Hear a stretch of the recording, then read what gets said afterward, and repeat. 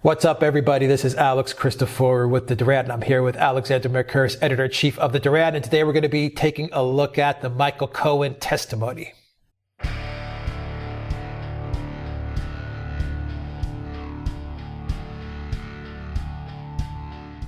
right, Alexander, we had Cohen's testimony, and a lot has been said already about it.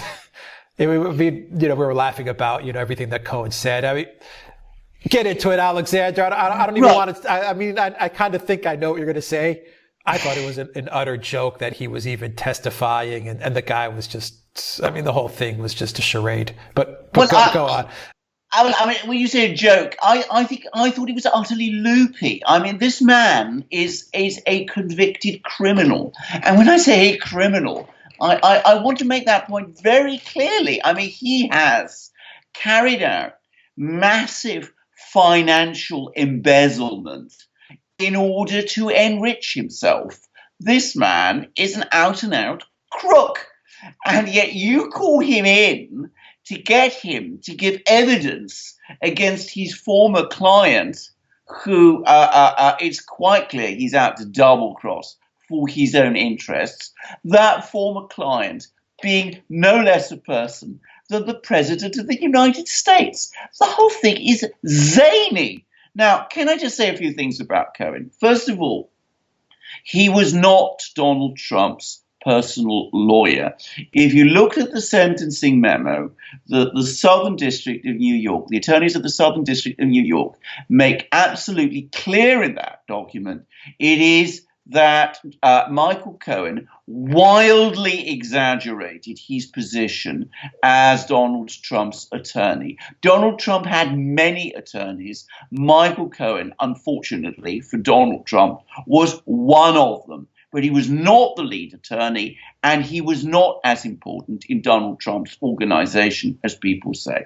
Secondly, Michael Cohen, that very same sentencing memo, it makes it absolutely clear, I've said this before, he was not accused of entering into a conspiracy with Donald Trump to do anything. There is no imputation of conspiracy in that sentencing memo against Donald Trump, whether it is to pay off Stormy Daniels or anyone else. And I'm tired of hearing about how supposedly Michael Cohen has implicated Donald Trump in some sort of criminal action in that respect. The sentencing memo doesn't say that. And the third thing I would say about that testimony is that, of course, Michael Cohen actually acquitted Donald Trump of many things that Donald Trump has been accused of. He has again, that's to say, Michael Cohen has again denied the truth of the Steele dossier and of the Russian collusion allegations, which are supposedly the principal things that Donald Trump was accused of. It's extraordinary that that part of Michael Cohen's testimony is being ignored, even though it is the only useful part of it. And last but not least, Michael Cohen, nonetheless, in spite of everything, as the compulsive liar that he clearly is, went ahead and said things during that testimony which are demonstrably untrue. He pretended that he had not wanted a job in the Trump administration, where there is ample witness evidence that he did. He apparently even wanted to be Donald Trump's chief of staff, and he made a completely false claim that he was in a room with Donald Trump when Roger Stone supposedly telephoned Donald Trump after Roger Stone had spoken directly to WikiLeaks. And we know that none of that allegation has any basis in fact. So, the whole thing was a nonsense. And it is incredible that at the time that the President of the United States is negotiating with the North Korean leadership about nuclear weapons, when there are threats of war on the Indian subcontinent, when all sorts of things are going on, The entire news media in the United States is taken up following the nonsensical rubbish that Michael Cohen is pouring out. Yeah, I think Fox is the only network that covered the Trump Kim summit in Vietnam. I mean, shameful, absolutely shameful. Stunning, absolutely extraordinary. I mean, ultimately, as I said, to my mind, if you want to really unpack what Michael Cohen said, the only thing he said that was of any importance is that he had no knowledge of the collusion, of the alleged collusion between Donald Trump and the Russians. Exactly. Now, this is a man who was supposed to be Donald Trump's lawyer. The Democrats and he himself have built him up as being, Donald Trump's key lawyer, which again, he wasn't. He's the man whose name appears, I think it's like 26 times in the Steele dossier, and he knows absolutely nothing about any kind of collusion at all. That surely is the most important thing to take away. All right, I made a list of a lot of stuff for us to get into. You touched upon it a little bit. You mentioned the fact that Cohen wanted a position in the White House. Cohen denied that he wanted it during the testimony. Even CNN came out the other day and said that Cohen lied about that. CNN said that Cohen lied about that. Cohen did indeed want a position at the White House, so you were correct there.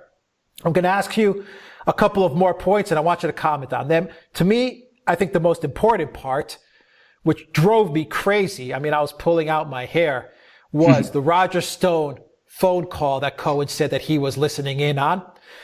We know WikiLeaks tweeted it once again to remind everybody that the fact that they were going to put some information out on Hillary Clinton was well-known fact. It was in the public domain. This was not privy news that Roger Stone had. I mean, WikiLeaks tweeted about this to everybody. I believe it was in July 17th, well before that phone call, that alleged phone call took place, that they were going to drop some stuff on Hillary Clinton. So, I mean, this was in the public domain. Roger Stone, me, you, anybody could have said, hey, President Trump, WikiLeaks is going to drop something on Hillary Clinton, because everyone knew something was coming up. Why didn't anybody sitting at those seats in Congress bring it up? Not one, not a Republican, not a Democrat said, Mr. Cohen, the fact that WikiLeaks was going to drop something was public domain. It was in the public sphere. Well, I would love to be able to answer that question. It is astonishing to me. Can I just refer our viewers to an article that appears on our website by Dr. Eric Zeus, which makes exactly that point about, all the points you just made, and it explains very, very clearly that every part of Cohen's story about this phone call from Roger Stone is pure and demonstrable invention. And it is incredible to me that he was allowed to get away with that he was allowed to invent in that way, that it is then reported as if this was some great revelation, when it cannot possibly have been true. And all I can think of is that some of the members of that committee hadn't done their homework properly, and some of the others, Jim Jordan, exactly. I mean, Jim Jordan especially, hadn't done their homework properly, and that others still have it in for Donald Trump, because they still want to give this absurd collusion story legs, even though it obviously doesn't have any. That was a big miss on the Republicans' part. Very big miss. Absolutely. And I have to say, I mean, this is where having someone like Trey Gowdy would have made a big difference, because I don't believe that he would have missed this one. I mean, I think he would have absolutely skewered. He would have picked it apart. Cohen at that point. Exactly. Yeah, he would have picked it apart. I agree with that. Let's get into my other big beef that I have with the questioning from the Republicans, not the Democrats, the Republicans. Another big miss. They focused on quite a bit of time on the Moscow hotel deal, the Trump Moscow hotel deal, and how Cohen was saying, oh, well, Trump was really interested in it. He was asking us how it was going, very, very consistently. He was in the know. This was an important project to him. All this stuff that Cohen was inferring. Why didn't anybody sitting in Congress dare to ask Cohen, if Trump was so interested in this, if this was such a big deal, then why did you, Michael Cohen, why did you have to sit there and go to the website of the ministry of the Kremlin? Why did you have to contact secretaries? I mean, we've documented this in many videos. Absolutely. Why did you not have a direct phone line to Peskov or to the Kremlin or to all these people so that you guys can negotiate this hotel deal and close this deal out if this was such a coordinated effort and Trump was so deeply entrenched in this deal and he was working with Russia to get this hotel deal? Why didn't anybody ask that? That Cohen had to go to a website to get a phone number of someone sitting in the Kremlin somewhere to make a call to figure out what the hell is going to happen with the hotel in Moscow? Well, can I just say, it's the same answer to the question that you put before. I presume some people didn't do their homework and other people still have this agenda of trying to build something out of nothing. By the way, for our viewers to know, Peskov, who was, of course, at the receiving end of ultimately of some of this correspondence that Cohen was sending through the website, has actually gone public now and said that none of this correspondence suggested that Donald Trump personally had any direct involvement in that hotel deal at all. Wow. I merely mention it because that's what Peskov it seems to me that Cohen was playing up this hotel deal when, in fact, Donald Trump pretty much couldn't care less. Well, I think that's exactly right. I mean, as far as I can make out, it was basically Cohen's idea and that of somebody, of this man Slater, and that they were trying to sort of conjure it up, and they used Donald Trump's name, as Cohen is known to have done from the, as I said, from the sentencing memo, and that he used it in other respects in order to try and gain influence and to try to make a profit at Donald Trump's expense. And it seems to me that's exactly what he was doing with this hotel deal. And he's throwing it back on Trump. And I doubt very much that Trump had any very great involvement in it at all. All right. The next big revelation from Cohen, he was never in Prague. What do you make of that? Well, that, I'm afraid, is the one part of it where I think he's telling the truth, because there is no evidence that he was in Prague. I mean, that whole allegation that he had some kind of secret mission, secret contact with the Russians, I mean, that's essentially collapsed. Now, why would you say the truth in that instance?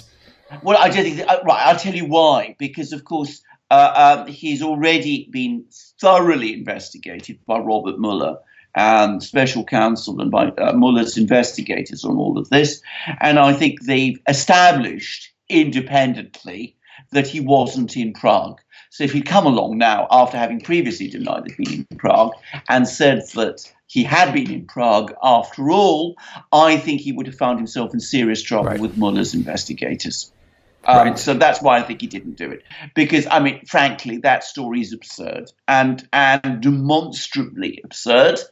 And given that it is the collusion allegation between Trump and the Russians that is supposed to be the center of the whole Russiagate scandal, and given that that trip to Prague is one of the single key events that was supposed to underpin that collusion, the fact that it didn't happen, you would have thought would be the big revelation of the testimony, because it shows that collusion allegation and that Steele dossier, which spun it, that they are completely false. So his lawyers, Lanny Davis, his lawyers probably knew that question was going to come up, and they probably consulted with Cohen and told him, answer that question honestly. Don't mess that one up.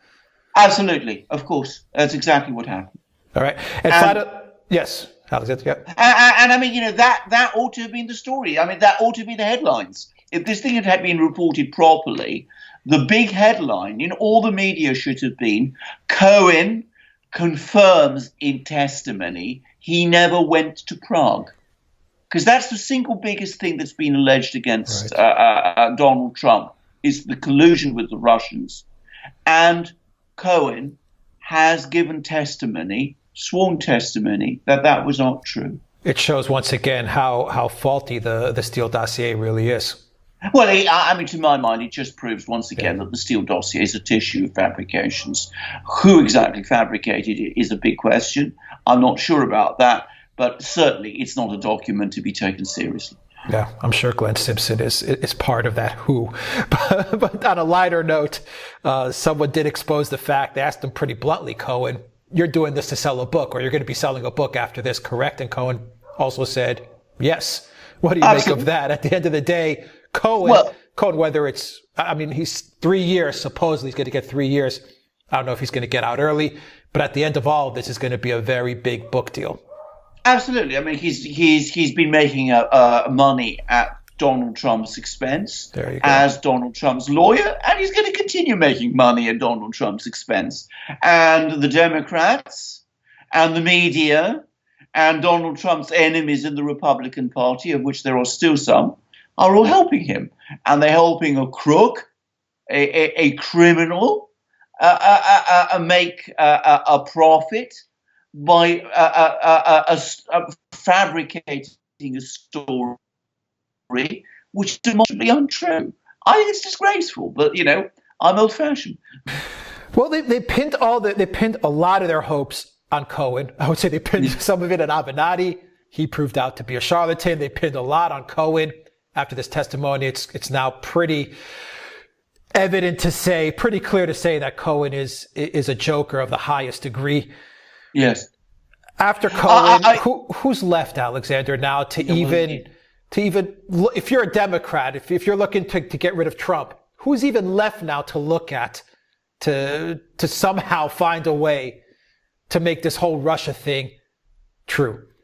I don't think there's anybody left. I mean, I think that's been their big problem. I mean, none of the people who have been talked about in relation to the Steele dossier, not Manafort, not Flynn, not any of these people has come forward and verified any part of it or corroborated any part of it. And Cohen, because of his position as Donald Trump's lawyer, or one of Donald Trump's lawyers, it was perhaps the only one who might have had some sort of information that could have implicated Trump, and he hasn't been able to do so. My own personal view about Cohen's testimony is that in the end, when the dust settles, it'll be seen to acquit Trump rather than condemn him for anything. It was actually beneficial to Trump rather than otherwise. Right, I agree with that assessment. And it was driving me a little crazy because I was watching Tucker Carlson tonight, and he had a Democrat consultant, this guy once again said, okay, Cohen, like you said, Cohen's testimony might have helped Trump, but he said, let's not forget that you have guys like Manafort, who was colluding with the Russians and was giving them polling data and trying to help the Trump campaign. And I was listening to that going, after all of this that we've been through for 2 years, we still have these talking points that Manafort was working with the Russians and he was trying to help Trump along. And we've debunked this many times. But once again, Alexander, if people catch that Tucker Carlson segment, explain again why Manafort, they can't, if they're thinking to depend on Manafort now, they've got another thing coming.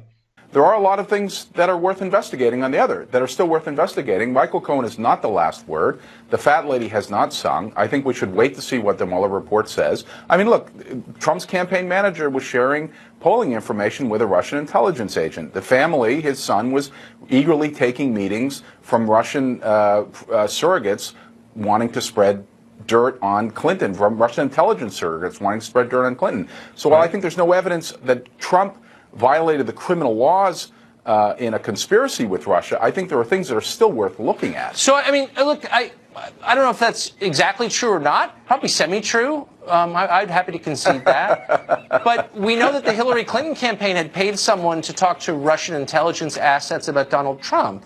Well, I mean, the fact of the matter is that, Manafort did not share polling data with Russians. He shared it with Ukrainians, which is a completely different thing. I mean, it's quite amazing how, when it comes to this, Ukrainians are conflated with Russians, even though, everybody in the West is constantly trying to separate the two, but not, it seems, where Russiagate is concerned.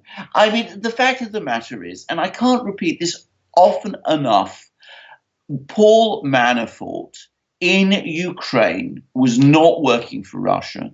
He was working for the United States. Say that again. God. He was working for the United States. He was working hard in cooperation with the US Embassy to separate Ukraine from Russia. He was heavily lobbying for that association agreement with the EU, which is the source of the whole Ukrainian crisis. So, I mean, to look to Manafort and to argue that Manafort was colluding with the Russians when he was working against them, and when this has been documented, is, as you say, it is a talking point, which is the reverse of the truth.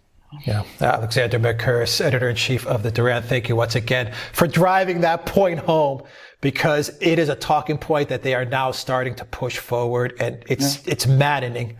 It's absolutely maddening. All right, Alexander Mercouris, editor-in-chief of the Duran, thank you very much. Guys, if you like this video, click on the subscribe button down below and click on the notifications bell to get notifications every time we push out a new video. Visit the Duran shop, pick up a t-shirt, help support the Duran. In the description box down below, you'll find links to our PayPal and Patreon pages. Please donate to the Duran. It really helps us out a lot. And you can get a copy of this video in audio format. Follow us on iTunes and Soundcloud.